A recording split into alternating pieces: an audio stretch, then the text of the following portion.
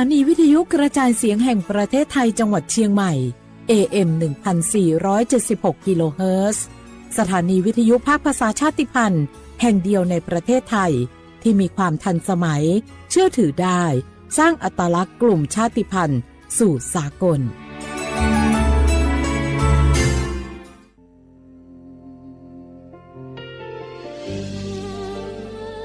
พระเสด็จสู่แดนสวงไทยทั้งปวงน้อมสำนึกในพระมหากรุณาธิคุณตราบนิรันดร์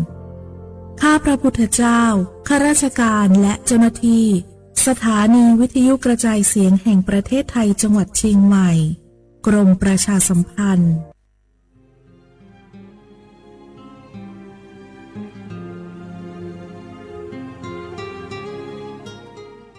This is a moment of profound grief for the Kingdom of Thailand. The collective voices of Radio Thailand Chiang Mai join the Thai nation in mourning the passing of our beloved Queen Martha, Her Majesty Queen Sirikit. Her life was a testament to the unwavering service,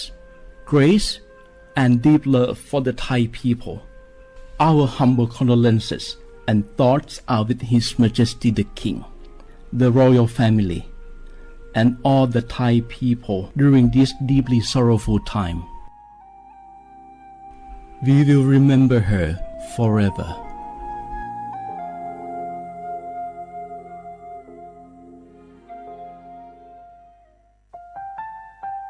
วานูลิซูชี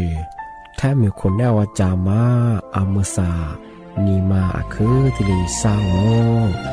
วานูวัดมาอาคือแฝมากูวัดทัวมาที่ลีชิควาลิปดูแท้มีคนแนวจามาวานูลิซูชิจะขวาจับโวอามาคือตาโหเลที่ลีนีมาจาจานีมาที่ลีซาจางโง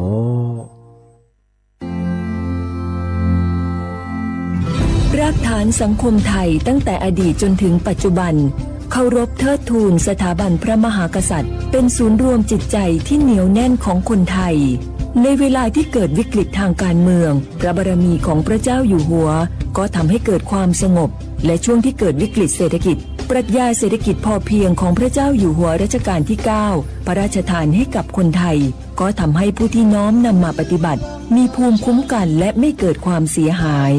พระปฐมบรมราชโองการของพระเจ้าอยู่หัวรัชกาลที่ 10เราจะสืบสานรักษาและต่อยอดและครองแผ่นดินโดยธรรมเพื่อประโยชน์สุขแห่งอาณาราษฎรตลอดไปพระมหากษัตริย์ไทยทุกพระองค์ทรงห่วงใยราชเสมอสถาบันพระมหากษัตริย์ไทยศูนย์รวมใจไทยทั้งชาติ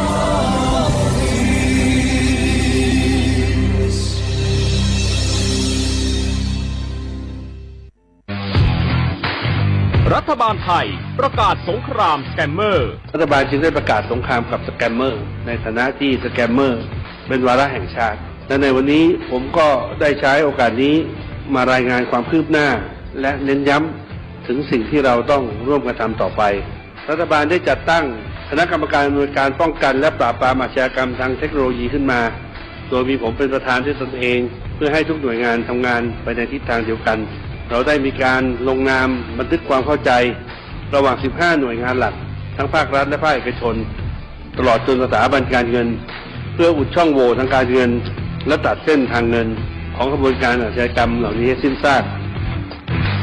รวมพลังคนไทยต้านภัยสแกมเมอร์นายอนุทินชาญวีรกูลนายกรัฐมนตรี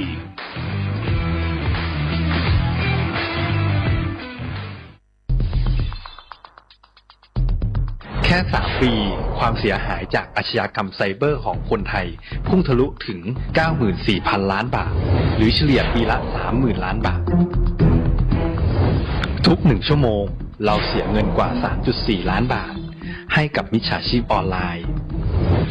โจรไม่เห็นใจคนอาชีพไหนอายุเท่าไหร่สถานะทางการเงินแบบใดหมอพ่อค้านักธุรกิจนักเรียนแม่บ้านข้าราชการเกษียณทุกคนตกเป็นเหยื่อได้เสมอและวันหนึ่งอาจเป็นคุณหรือคนที่คุณรักเพราะจุดอ่อนร่วมของเหยื่อคือความเร่งรีบขาดสติหรือแม้แต่บางครั้งก็เกิดความโลภจนเกินไป อย่าปล่อยให้การกดคลิกเดียวลิงก์เดียวทำให้โจรยิ้มกว้างวันนี้ถึงเวลาแล้วที่คนไทยทุกคนจะต้องร่วมมือกันสร้างภูมิคุ้มกันอาชญากรรมไซเบอร์ช่วยกันหยุดก่อนที่ภัยไซเบอร์จะทำให้คนที่คุณรักและตัวคุณเองกลายเป็นเหยื่อ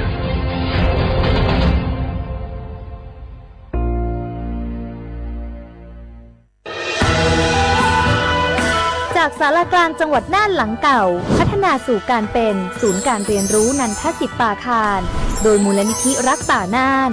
นับเป็นพระมหากรุณาธิคุณที่สมเด็จพระกนิษฐาธิราชเจ้ากรมสมเด็จพระเทพรัตนราชสุดาสยามบรมราชกุมารีได้พระราชทานนามนันทศิษย์ป่าคารอันหมายถึงอาคารแห่งความรู้ทุกแขนงของจังหวัดน่านภายในประกอบด้วยห้องนิทรรศการเฉลิมพระเกียรติรัชกาลที่ 9 แสดงพระราชประวัติและพระราชกรณียกิจของพระผู้ทรงเป็นพลังแห่งแผ่นดินและต้นแบบของความเพียรรถพระที่นั่งอนุสรณ์แห่งการเสด็จเยี่ยมราษฎรในถิ่นทุรกันดารทั่วทุกภูมิภาคของไทยพิพิธภัณฑ์ศาลากลางจังหวัดน่านความทรงจำของอาคารหลังเก่าและการอนุรักษ์สิ่งสำคัญของเมืองน่านเทคโนโลยีกับมนุษย์จุดประกายความคิดสร้างสรรค์สู่การสร้างนวัตกรรมในอนาคตน่านซิมูเลชันแนวทางจัดการขยะที่ยั่งยืนเพื่อตระหนักถึงผลกระทบต่อสังคมเศรษฐกิจและสิ่งแวดล้อมห้องสมบัติน่านย้อนรอยสู่อดีตและความรุ่งเรืองของนครน่านผ่านเงินตราเครื่องเงินและผ้าทองเปิดให้เข้าชมฟรีไม่มีค่าใช้จ่ายตั้งแต่เวลา 9 นาฬิกาถึง 17 นาฬิกาหยุดทุกวันจันทร์และวันนักขัตฤกษ์มาร่วมอนุรักษ์สืบสานสร้างสรรค์ศิลปะวัฒนธรรมและวิทยาศาสตร์ของเมืองน่านคุณค่าที่น่าภาคภูมิใจ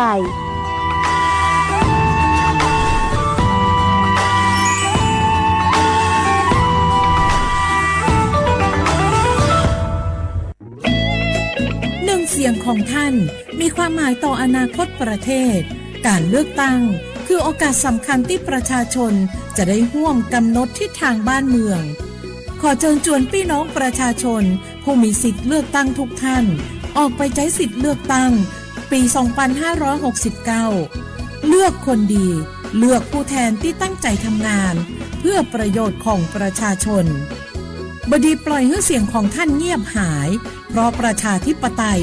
เริ่มต้นที่การไปใช้สิทธิ์ร่วมกันไปเลือกตั้งอย่างพร้อมเพรียงกันวันอาทิตย์ที่ 8 กุมภาพันธ์ 2569 8 โมงเช้าถึง 5 โมงแลงใช้สิทธิ์ใช้เสียงเพื่ออนาคตของประเทศไทยนี่รู้กันไหมสิทธิบัตรทองหรือบัตร30 บาทเป็นสิทธิหลักประกันสุขภาพตามกฎหมายที่ช่วยคุ้มครองคนไทยทุกคนให้เข้าถึงบริการสุขภาพที่จำเป็นโดยไม่ต้องเสียค่าใช้จ่ายเลยนะครอบคลุมทั้งการรักษาพยาบาลการป้องกันโรคการฟื้นฟูสมรรถภาพทางการแพทย์เรียกว่าช่วยให้คนไทยอุ่นใจกันเลยทีเดียวสอบถามเพิ่มเติมสายด่วนสปสช1330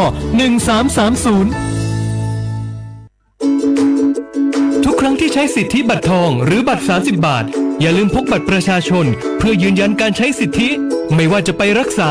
รับบริการป้องกันโรคหรือบริการอื่นๆสำหรับเด็กเล็กที่ยังไม่มีบัตรประชาชนใช้ใบเกิดแสดงคู่กับบัตรประชาชนของผู้ปกครองง่ายสะดวกรักษาได้ทันทีสอบถามเพิ่มเติมได้ที่สายด่วนสปสช1330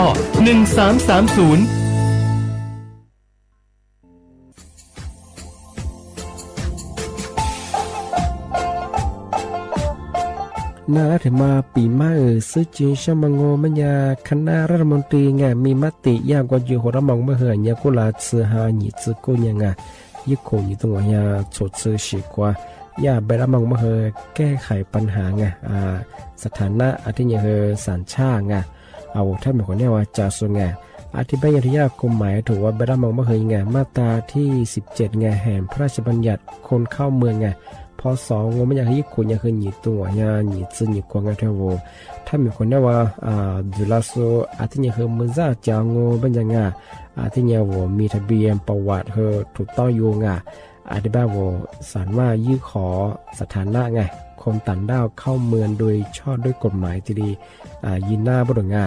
อาทิตย์ทยากฎหมายถูกว่าบรรดามาเพื่อไงมาตราที่7ทวีไงแห่งพระราชบัญญัติไงสัญชาติยึดขวงงบไปเฮอพศยังไง2508ไง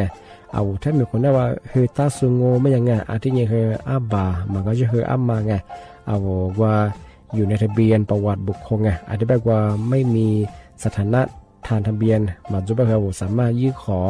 สัญชาติไทยที่กรุงเทพมหานครไงยื่นที่สำนักบริหารการทะเบียนกรมการปกครองอาทิตย์นี้เราส่วนต่างจังหวัดจะสุบันว่ายื่นต่อในอำเภอตานภูมิลำเนาไงปีขวานนแล้วก็จะแบบว่าอำเภอยิ่งใหญ่ที่ยื่นช่องยื่นเวลางูไม่ยากว่าเวลาใช้กันยาขนาดถี่เนี่ยความยี่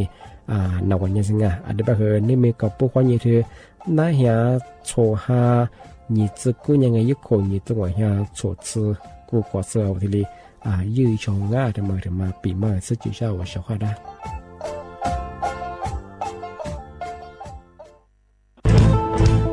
เชื่อว่าบุกอามาสนใจ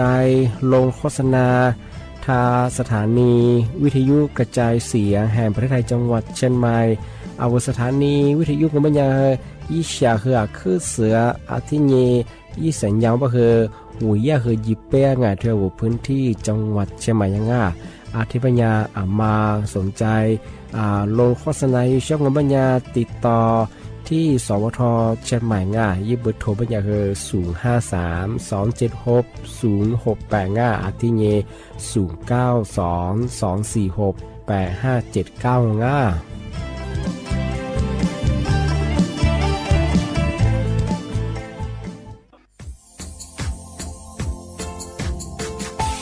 เชื่อว่าพระวัฒมาปีใหม่อาทิตย์สุดตาจิงเชื่อมังว่ายังไงมุสาจังหวัดเชียงใหม่ค่อยถึงมาปีใหม่ปากไก่ฝรั่ง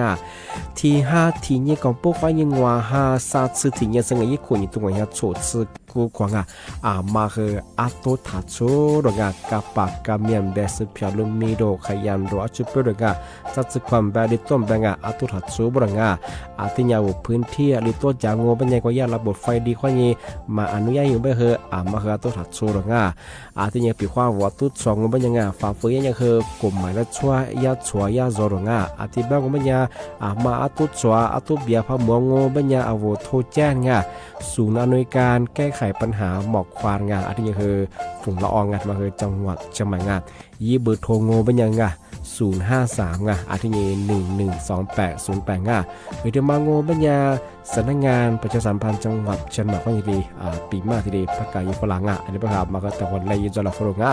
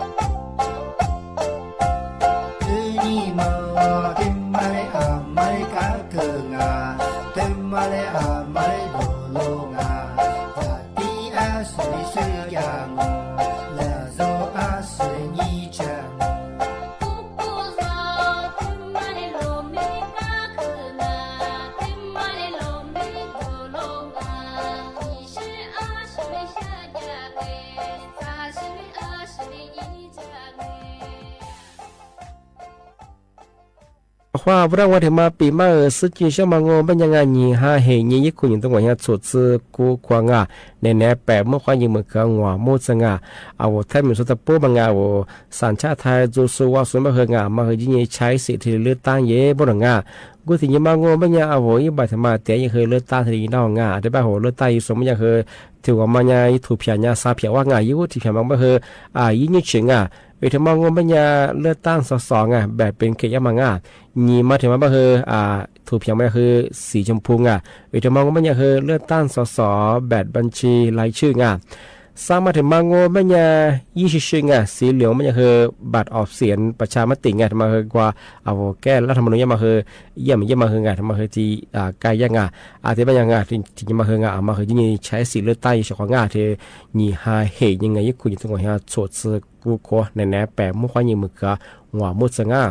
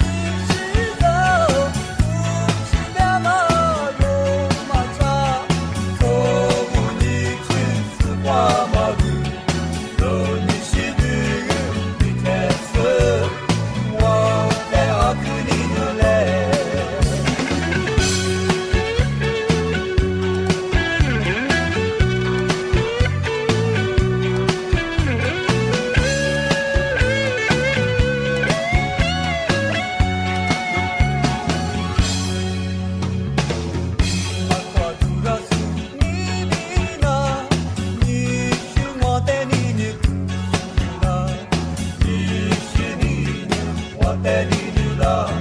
提马你是我的你的路你马光阿的你我的土个土路也是光我的你我的土我你的你是走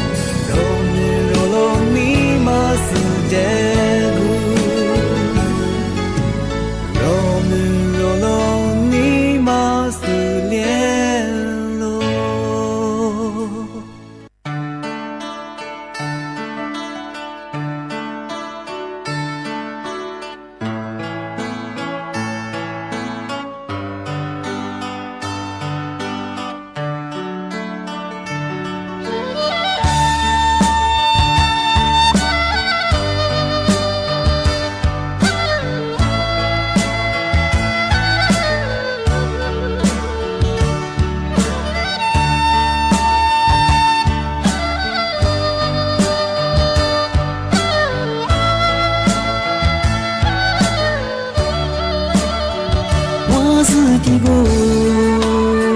失去的是无助的马，阿龙这里思念啊情，孤陋苦瓜，为的么事，黑色里边，午夜过去，树木呀你过的。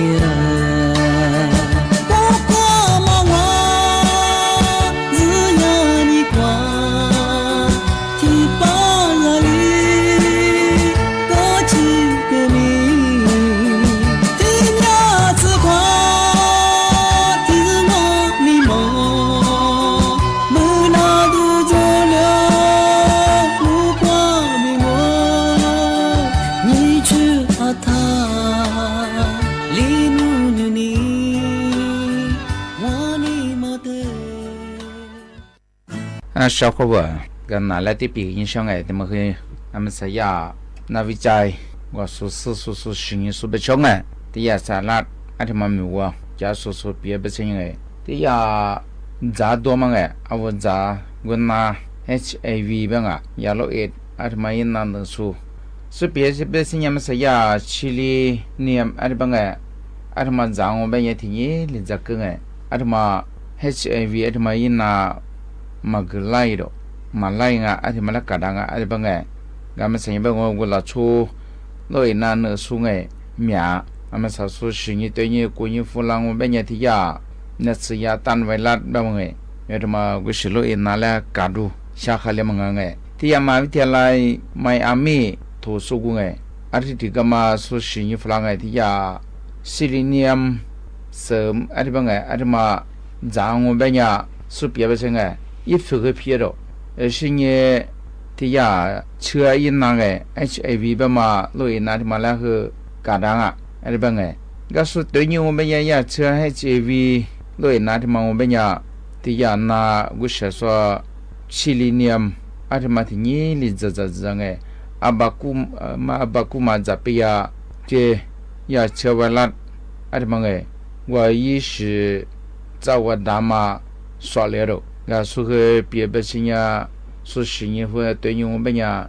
ก็ยาสิเลียที่ที่จะมันยาอะไรนาโลอินาที่มาเลียกระดังพระอะไรบางก็มันสาวสุสิ่งมันยังละชูกู้สิที่ว่าอะไรมาขวดที่ยาซิลิเนียมอะไรมาที่นี่ลิที่จะยาอีแคปซูลอีสุชาเนี่ยที่นี่มาแล้วมันเป็นยานี่เฮียไมโครกรัมอะไรที่จะยังละชูน่าอีนั่นสุเหตุสาวสิ่งที่ยาหลอดอะไรมาจังก็เราช่วยที่นี่ผู้มาจากตัวนี้我们也是ตัวนี้อาบากุมาเปียอีวุที่ผู้มาที่ยาซิลิเนียมอันมาจาก我们也อีน่าก็是จากไวรัสอันมาสวเลียงอันบางสุเปียเป็นยังมี CDC อันที่หัวมาสวเลียร์สิ่งนี้我也是嘛是我也是ผู้อันมาบางอันมาสวเลียเปีย也是ผู้กูมา一时是夫妇的嘛，免得啷个阿里边，俺两个别的我呀那วิทยา那วิจัย说是说的嘛，说个这个底下不是呀，嘛是个类型俺们是呀，俺那么伊斯兰吧嘛我是的你们一下过嘛，一试过嘛只是和一罗那他妈啦花的嘛，里花俺们是呢另外吧嘛，没得说说个是呢比花只是把好美的我们的说话，那这他妈当然像我们呀，阿拉小大帕，罗伊拿来和是的边俺他妈和小伙伴我你嘛我们来年我们当俺们啥罗伊那边么呀哩我和我咱们他们呀哈，俺们啥说是你们呀，按理说和是一样俺那次那他妈来搞的时候是么没花么没俺也对。kada amashinyi maglaye ajin thri kwanga gamatslinya wo khamanya zamwamnya kha ngai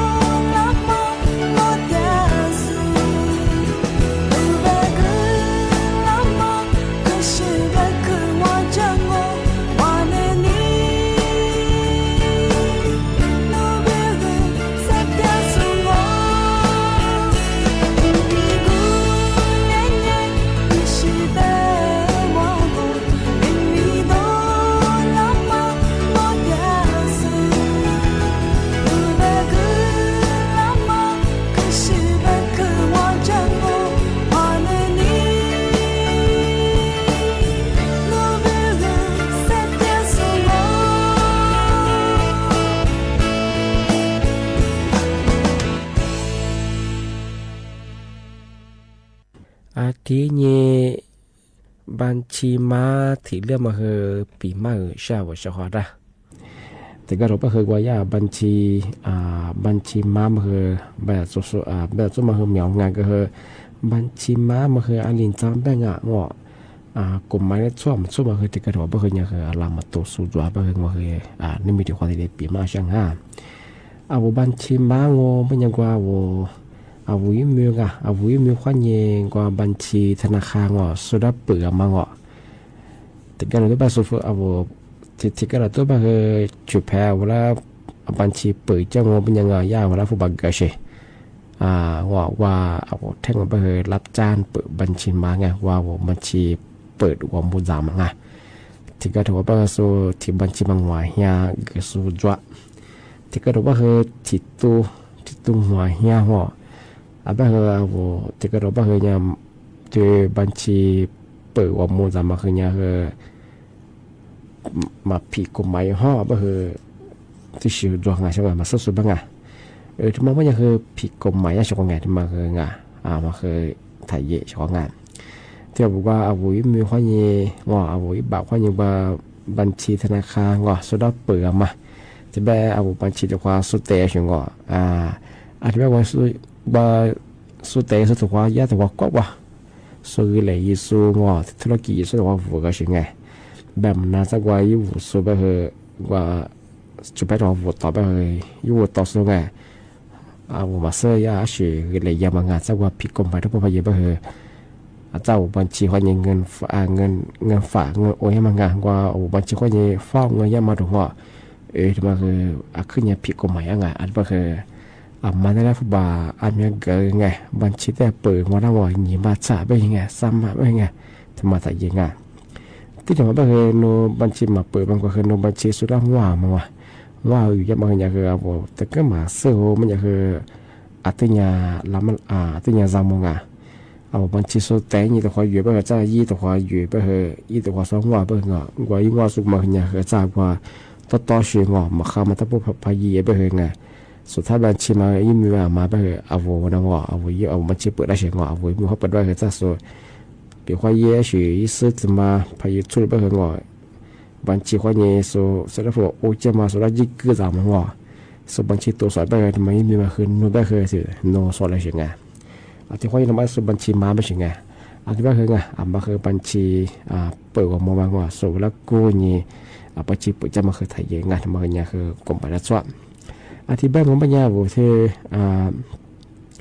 บัญชีเปิดส่งเป็นยังไงยี่โทษไงเรียกว่าจะเกิดอะไรมั้งยี่วุฒิมาเป็นไงปีว่าวันบัญชีมาสุดาเปิดของเป็นไงยี่เปิดส่งจะคือไงโคเบี้ยเป็นคือไงจำคุกไม่เกินสาโคเบี้ยหรอกไงจำคุกไม่เกิน3 ปีไงอาทิจะคือผู้บัตรแต่ผู้บัตรโคจังไม่คือไงไม่เกิน300,000300,000 บาทโคจังไงมันก็ชื่อโคจังโคเบี้ยไงทำปลายอะไรไงมาคือเดี๋ยวยึดปุ๋ยสูตีถิ่มบางโง่ปัญญาที่มาคือยึดโทษเธอผู้จัดหาไงมันก็ชื่อโฆษณายิสุยึดความสูอาจจะเรียกว่าโฆษณายิสุไงอย่างที่นี่พูดว่าไงโนหลักสูความสูไงโนความสูหลักสูความเนี่ยปุ๋ยจะมาไงยึดความสูจะพูดอาจจะเรียกว่าโฆษณาอย่างมันกับบัญชีเปิดเนี่ยกุลียะกุลีค่าที่เรียกค่าให้ฝากที่เรียกว่ามาไงยึดโฆษณาสูจะมาโง่ไม่เนี่ยคือไงจำคูดไงคูบิเบี้ยมันเนี่ยคือนี่โคความนี่ว่าโคซื้อเบี้ยยังไงอาจจะว่ายึดเปิดสุดสัญญาอย่างยังไงยึดเปิดสุดเป็นยังคือซาโคเบี้ยไงแบบเอาไว้ยึดความสูยึดโฆษณาสิแบบนี่โคความนี่ว่าโคซื้อเบี้ยไงอาจจะเนี่ยผู้บ่าวโคจะมาไม่ยังไงนี่แชร์ความนี่คือว่าแชร์ซื้อโคจะไงอาจจะว่ายึดเปิดสุดสัญญาอย่างไงนี่แชร์ความนี่คือว่าแชร์ซื้อไงอาจจะเนี่ยคือทำจัดงอทำปลายยังไงโคเบี้ยงอที่นี่คือโคจังไงอาทิตย์แรกผมเป็นยังคือวุฒิการรับจ้างเปิดบัญชีไม้มาเป็นยังคือผิดกฎหมายยังไงแบบว่าซื้อเลยผมเป็นยังคือไงเจ้าของจะแชร์วุฒิจบไปไงส่วนเวลาเปิดจะมาก็ถับเปิดถ่ายยังไงฟอร์มเนี่ยสึกเกิดถ่ายมาจุดดังกับพิคอนโนพอเปิดงอเป็นยังที่เด็กโคซุ่มเมื่อที่หัวโคสึกโคแบนน้องอันนี้โคซึ่ง มันตัวเชื่อว่าจะส่วนใหญ่มันก็คือเอาหัวมิวก็คือเดือเอาหัวคือสอนอะไรอย่างเงี้ยคูเบลคือซับคูเบลไงที่นี่คือปรับไม่เกิน3แชทใช่ไงโนยารับเปิดได้มาเคยที่บัญชีมาที่ตัวมันก็ชื่อหัวเฮียที่ตัวหัวเฮียว่าไงสุดท้ายแบบโนยี่สามารถเปิดได้บางคนหัวยี่ใส่ลิงก์ตัวก็คือสุพรรณยามันก็คือ300,000สกุลได้ไงมาช่วยได้ช่องไงถ่ายเย่ไงช่องงาที่นี่คือยุคความสุดที่ลงไงในยุคความสุดยืนแนะนำยุคโซไงยุคโฆษณาสุดที่ถ่ายเย่ไงช่องไงโฟสุดได้ฟูบ่อามีเกิดถ่ายเย่ไงว่าหลักสุดยุคความหรือว่าหลักสุดว่ายี่สุดว่าไงหลักสุดพวกความว่าไม่ยังไงไงถั่วมาคือหัวภาษีเกลือเป็นยังไงแล้วเนาะอันยุคความว่าในภาษียังว่าเป็นยังไงว่ายุคความสุดมีความปียังไงที่นี่คือยุคโฆษณาสุดมีความปียังไงมาคือถ่ายเย่มาเจอหลังพอสมมติว่าเคยยิงโขกว่ายิงหัวโขกจะเบี้ยกันทุกบ่าวว่ามันเคยทิ้งยิงเบื่อว่าไงพันยามมันไม่เคยยิงโขกว่ายิงหัวโขกจะเบี้ยผู้บ่าวโขกจะมาเคยยิงชาว่ายิงหัวชาสังไงมันก็แท้หลักสุขความมาเคยความสุดแปดที่ว่ามันหัวภาษีว่าเป็นหัวปีข้อนัวอันนี้ว่าสุว่าเคยข้อนัวยิ้มมือสมมติว่าเป็นของไงเจ้าของสุพรรณยามมันไม่ถือหัวพันยามมันไงโนสุนัขโขกจะมาเคยยิ่งชาสมมติโขกจะยังไงนึกว่ามันเคยยิ้มมือสมมติหัวมาเจอเราทะเยงานว่าคืออะไรอย่างผมพยายามคือคดีคืองอปวคือมาขังอาจารย์ครูเบี้ยคือดูแลคือเนาะแล้วก็ยิ้มสมัยคือเอามาครูเบี้ยดูแลแล้วก็มันไงปวมาฆ่าเบี้ยไงส่วนคือว่าคนนี้เปิ้งว่าส่วนเวลาจ่วยไงเอาแล้วคือฟ้าเฉียนใจใช่ไหมเบี้ยคือไปคว้าเนาะปวพามาค้ำอย่างคือไงแล้วก็มีอย่างคือสมัยอย่างคืออย่างคือบอกว่าไงอาจจะคว้าอย่างคือมากันอย่างคือทับถ่ายเย่ไปเฉยๆที่อาลมากลมหมายแล้วช่วงไม่คือไงถ่ายเย่ไงพายเย่ไปคืองาเอาคูบิไปไปคือไงแต่เวลาคิดคูเบิกว่าก็ว่าคูบิสไปยังไงไปคือเนี่ยมันจะเชื่อไงเอาว่าสิจะคือเนี่ยยี่ซักกันแหละไงทำไมถึงแจ้งไปช่างงานที่แบบเนี่ยงานนี่แน่นาราปีมาคือที่เรียนจงงาที่แบบคืออาจจะที่มุล你莫花你啥莫话的话莫来花啊，我是花了啊，这边是阿莫啥不啊，莫哈里子，这个这边是米希罗哈约莫哈列，边也是阿妈是这边扎莫啊，阿妈是阿妈过去嘛，ดูแลสุขภาพยังไง莫哈里这边是莫哈这个托。เมื่อทุเสร็จแล้วจ้าแหล่เลยไปเหรอนั่นแหละคือมาเปียงที่นี่เราชมโมชดซึโคกับผู้ยังไม่ไงเอาผู้สูงอายุไปเหรอจ้านั่นแหละไปเหรอขึ้นอย่างชื่อเจ้าถึงกระโดดไปเหรอกว่าเช่นในมาคาโซโรคประจำตัวจุโซน้าแพทย์น้ำมีจุโซไปเหรอจ้านาติดจะไปกินอะไรไปเหรอขึ้นอย่างชื่อเจ้าไปเหรอมากดเดียวมากว่าเชื่อดูแลสุขภาพยังที่ไปเหรอจ้าถึงหมดแล้วนี่เมื่อวานนี้3 เมื่อวานแต่ความหมดแล้วกว่างานที่ไหนไปเหรอนะปีมาเหรอที่เรียนจงว่我是ขอบคุณคือบุญงาข้อควาสวัสดีครับ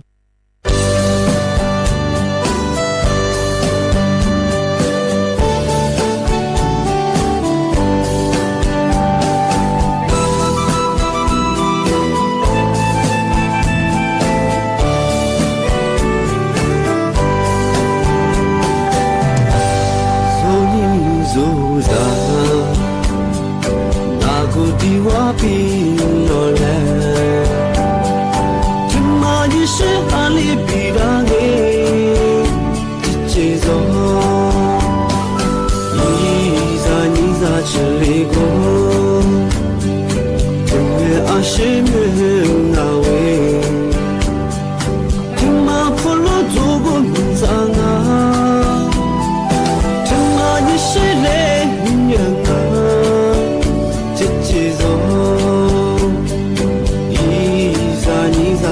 ที่โซ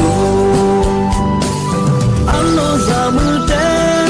ซาตเตจูนาดานิมิตเทซซามิลินา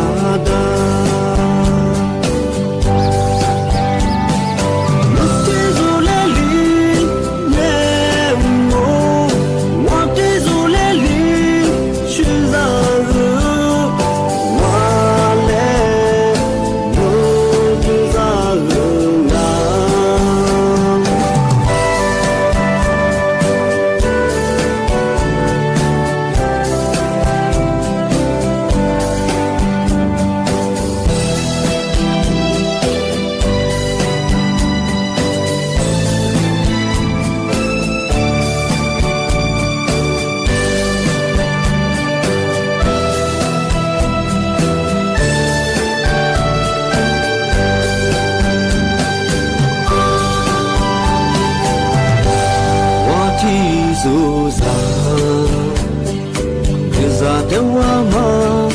这早和你马是，这木杂子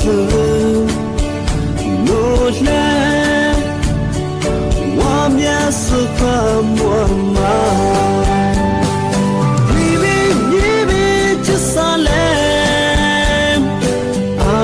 自己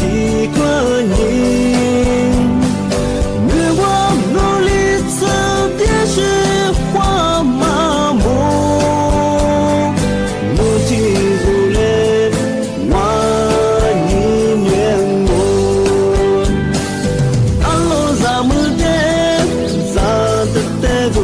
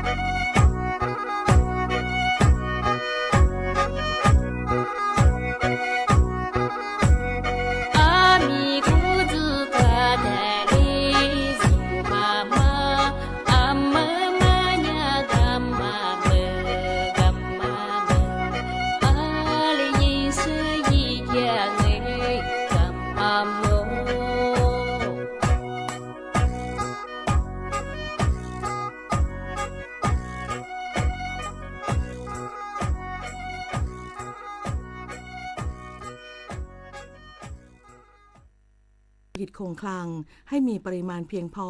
สำหรับช่วยเหลือผู้ป่วยที่ต้องใช้โลหิตในการรักษาในโรงพยาบาลทั่วประเทศโดยผู้บริจาคโลหิตจะได้รับเสื้อยืด9พระแม่ของแผ่นดินสถานีวิทยุกระจายเสียงแห่งประเทศไทยขอเสนอสารคดีชุดสมเด็จพระนางเจ้าสิริกิติ์พระบรมราชินีนาถพระบรมราชชนนีพันปีหลวงพระผู้เสด็จสู่สวรรคาลัยวันนี้เสนอตอนการอนุรักษ์สมุนไพรไทยสารคดีชุดสมเด็จพระนางเจ้าสิริกิติ์พระบรมราชินีนาถพระบรมราชชนนีพันปีหลวงพระผู้เสด็จสู่สวรรคาลัยหนึ่งในพระราชกรณียกิจที่สำคัญของสมเด็จพระนางเจ้าสิริกิติ์พระบรมราชินีนาถ พระบรมราชชนนีพันปีหลวงคือการทรงส่งเสริมงานด้านการเกษตรควบคู่กับการอนุรักษ์สมุนไพรไทยพระองค์ทรงเล็งเห็นคุณค่าของสมุนไพรซึ่งเป็นแหล่งอาหารยารักษาโรคและรากฐานของการแพทย์แผนไทยภูมิปัญญาพื้นบ้านที่ควรได้รับการสืบสานจึงทรงสนับสนุนการศึกษาค้นคว้าทดลองและขยายพันธุ์พืชสมุนไพรให้เหมาะสมกับสภาพพื้นที่ของแต่ละชุมชนโครงการต่างๆตามพระราชดำริมุ่งให้ราษฎรสามารถปลูกและใช้ประโยชน์จากสมุนไพรพื้นบ้านนำมาใช้ในการดูแลสุขภาพเบื้องต้นด้วยวิธีการที่เรียบง่ายต้นทุนต่ำทั้งการนำมาประกอบอาหารใช้เป็นยาพื้นบ้านและลดค่าใช้จ่ายด้านการรักษาพยาบาลแนวทางพระราชดำริดังกล่าวได้ต่อยอดสู่โครงการฟาร์มตัวอย่างและโครงการธนาคารอาหารชุมชนหรือฟู้ดแบงค์ซึ่งใช้ป่าและพื้นที่ชุมชนเป็นแหล่งอาหารรวมถึงแหล่งสมุนไพรสำหรับคนและสัตว์สร้างความมั่นคงด้านอาหารและรายได้อย่างยั่งยืนพระราชกรณียกิจด้านการอนุรักษ์สมุนไพรไทย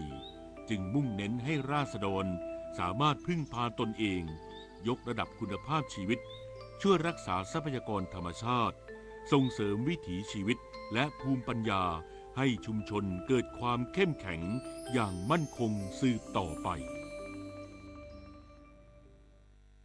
กระทรวงคมนาคมยืนยันยกเลิกสัญญา2โครงการที่บริษัทอิตาเลียนไทยเดเวล็อปเมนต์จำกัดเป็นผู้รับเหมาโครงการก่อสร้างพร้อมสั่งกรมทางหลวงปิดเส้นทางการจราจรบริเวณจุดเกิดเหตุเครนถล่มบริเวณถนนพระราม2เพื่อความปลอดภัยในการรื้อถอนโครงสร้าง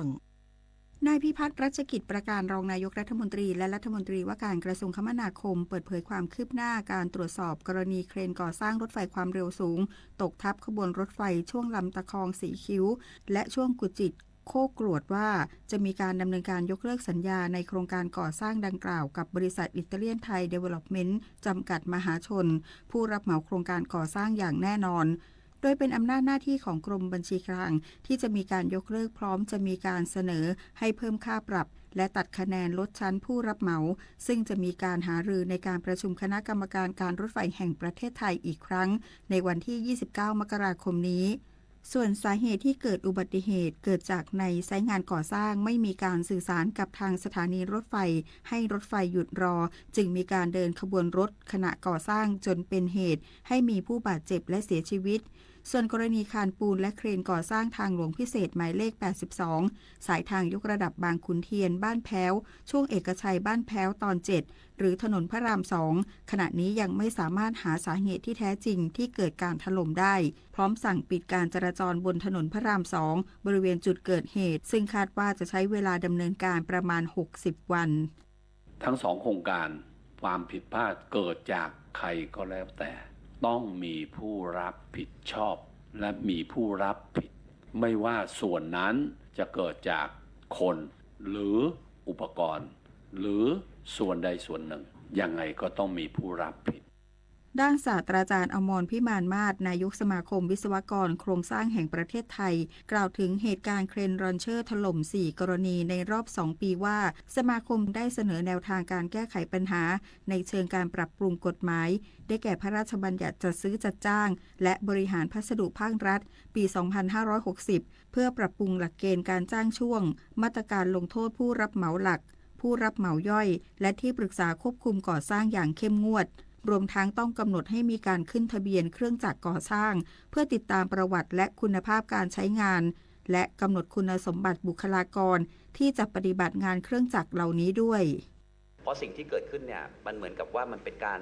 แก้ปัญหาไปเฉพาะเหตุการณ์ที่เกิดขึ้นมันไม่ได้แก้ตรงจุดต้นตอจริงๆเพราะฉะนั้นเนี่ยผมคิดว่าสิ่งที่สมาคมเสนอเนี่ยรากเหง้าปัญหาต่างๆเนี่ยผมอยากจะให้เรารู้ทันแล้วก็ต้องมองต่อไปด้วยว่า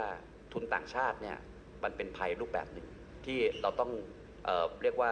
รู้เท่าทันเขาเหมือนกันว่าเขาจะเข้ามารูปแบบไหนและจะปกป้องจะมีกฎหมายออกมาอย่างไร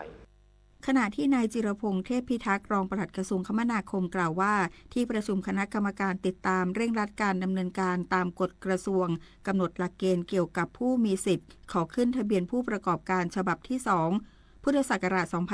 2569 หรือสมุดพกผู้รับเหมา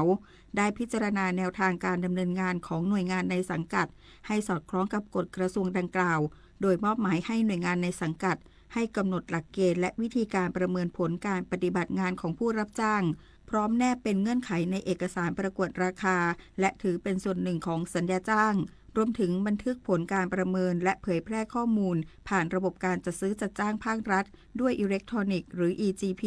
เพื่อให้การจัดซื้อจัดจ้างของภาครัฐเป็นไปอย่างมีมาตรฐานโปร่งใสและตรวจสอบได้นพศรแก้วคำรายงานกกต.เตือนการกระทำที่เข้าข่ายการซื้อสิทธิ์ขายเสียงมีความผิดตามกฎหมายโทษหนักทั้งจำคุกปรับและเพิกถอนสิทธิ์เลือกตั้งสำนักงานคณะกรรมการการเลือกตั้งประชาสัมพันธ์แจ้งเตือนผู้มีสิทธิ์เลือกตั้งผู้สมัครรับเลือกตั้งและพรรคการเมืองงดเว้นการกระทำเข้าข่ายการซื้อสิทธิ์ขายเสียงซึ่งเป็นการกระทำที่ขัดต่อกฎหมายเลือกตั้งและมีโทษทางอาญาอย่างร้ายแรงกรณีผู้ซื้อสิทธิ์พรบว่าด้วยการเลือกตั้งสสและที่แก้ไขเพิ่มเติมมาตรา 73 บัญญัติและกรณีผู้ขายเสียงพรบว่าด้วยการเลือกตั้งสสและที่แก้ไขเพิ่มเติมมาตรา 101 บัญญัติผู้ใดฝ่าฝืนต้องระวังโทษจำคุกตั้งแต่ 1 ถึง 5 ปีหรือปรับตั้งแต่ 20,000 ถึง 100,000 บาทหรือทั้งจำทั้งปรับและให้ศาลสั่งเพิกถอนสิทธิเลือกตั้งของผู้นั้นมีกำหนด 10 ปีส่วนกรณีที่ผู้ฝ่าฝืนเป็นผู้รับหรือยอมจะรับเงินทรัพย์สินหรือประโยชน์อื่นใดถ้าได้แจ้งถึงการกระทำดังกล่าวต่อกกต.หรือผู้ซึ่งกกต.มอบหมายก่อนถูกจับกุมผู้นั้นไม่ต้องรับโทษและไม่ต้องถูกเพิกถอนสิทธิเลือกตั้งตามมาตรา 164 สำนักงานกกต.ขอความร่วมมือผู้มีสิทธิเลือกตั้งผู้สมัครรับเลือกตั้งและพรรคการเมืองไม่ซื้อสิทธิ์ไม่ขายเสียงเพื่อให้การเลือกตั้งเป็นไปด้วยความสุจริตเที่ยงธรรมและชอบด้วยกฎหมายเกาะติดเลือกตั้ง 69 และการออกเสียงประชามติร่วมสร้างประเทศไทยร่วมใจไปเลือกตั้งคนเจ็บป่วยคนพิการและทุพพลภาพสามารถใช้สิทธิเลือกตั้งได้อย่างทั่วถึงโดยสามารถขอให้เจ้าหน้าที่ประจำหน่วยเลือกตั้งช่วยเหลือภายในคูหาได้แต่ต้องแจ้งเจ้าหน้าที่ประจำหน่วยเลือกตั้งก่อนและการช่วยเหลือต้องทำแบบเปิดเผยโปร่งใสไม่กระทบต่อเจตนาของผู้ใช้สิทธิเลือกตั้งทั้งนี้กกต.พร้อมอำนวยความสะดวกการออกเสียงลงคะแนนของคนพิการหรือทุพพลภาพไว้เป็นพิเศษเพื่อไม่ให้เสียสิทธิ์โดยกำหนดสถานที่หน่วยเลือกตั้งต้องเป็นทางเดินเรียบมีช่องทางให้รถวีลแชร์สามารถเข้าออกได้สะดวกจัดคูหาอยู่ห่างจากคูหาอื่นอย่างน้อย1 เมตร 50 เซนติเมตรโต๊ะวางคูหาออกเสียงลงคะแนนต้องมีความสูงไม่เกิน75 เซนติเมตรและต้องมีการจัดเก้าอี้ไว้ในคูหาด้วยกรณีคนพิการหรือทุพพลภาพต้องกาบัตรลงคะแนนเองรองนายกรัฐมนตรีและรัฐมนตรีว่าการกระทรวงการคลังหารือธนาคารโลกต่อยอดความร่วมมือเมืองคาร์บอนต่ำควบคู่กับการสร้างการจ้างงานและการเติบโตทางเศรษฐกิจอย่างยั่งยืนในระดับพื้นที่นายเอกนิติธันประภาสรองนายกรัฐมนตรีและรัฐมนตรีว่าการกระทรวงการคลังได้ร่วมหารือกับนายอเจบังกาประธานธนาคารโลกในการประชุมสภาเศรษฐกิจโลก World Economic Forum Annual Meeting 2026 ณ เมืองดาวอสสมาพันธรัฐสวิสเพื่อแลกเปลี่ยนมุมมองต่อสถานการณ์เศรษฐกิจโลกควบคู่กับการเตรียมความพร้อมของประเทศไทยในการเป็นเจ้าภาพการประชุมประจำปีสภาผู้ว่าการกองทุนการเงินระหว่างประเทศและกลุ่มธนาคารโลกในเดือนตุลาคมนี้ทั้งสองฝ่ายยังได้หารือแนวทางการต่อยอดความร่วมมือในโครงการสำคัญเช่นโครงการพัฒนาเมืองคาร์บอนต่ำและโครงการสระบุรีแซนด์บ็อกซ์ซึ่งมุ่งยกระดับจังหวัดสระบุรีสู่ต้นแบบเมืองคาร์บอนต่ำควบคู่กับการสร้างการจ้างงานและการเติบโตทางเศรษฐกิจอย่างยั่งยืนในระดับพื้นที่นอกจากนี้ยังได้เข้าหารือกับกรรมการจัดการกองทุนการเงินระหว่างประเทศเกี่ยวกับความคืบหน้าและแนวทางการเตรียมการจัดการประชุมประจำปีสภาผู้ว่าการกองทุนการเงินระหว่างประเทศและกลุ่มธนาคารโลกในประเทศไทยโดยกรรมการจัดการกองทุนการเงินระหว่างประเทศได้กล่าวชื่นชมประเทศไทยในการนำเครื่องมือดิจิทัลมาใช้ส่งเสริมการเข้าถึงการบริการทางการเงินการบริการภาครัฐการยกระดับทักษะแรงงานวันนี้มูลนิธิแพทย์อาสาสมเด็จพระศรีนครินทราบรมราชชนนีหรือพอสว ออกให้บริการประชาชนในพื้นที่จังหวัดแม่ฮ่องสอนที่หมู่ 10 บ้านปู่คำน้อยตำบลแม่สามแลบอำเภอศพเมย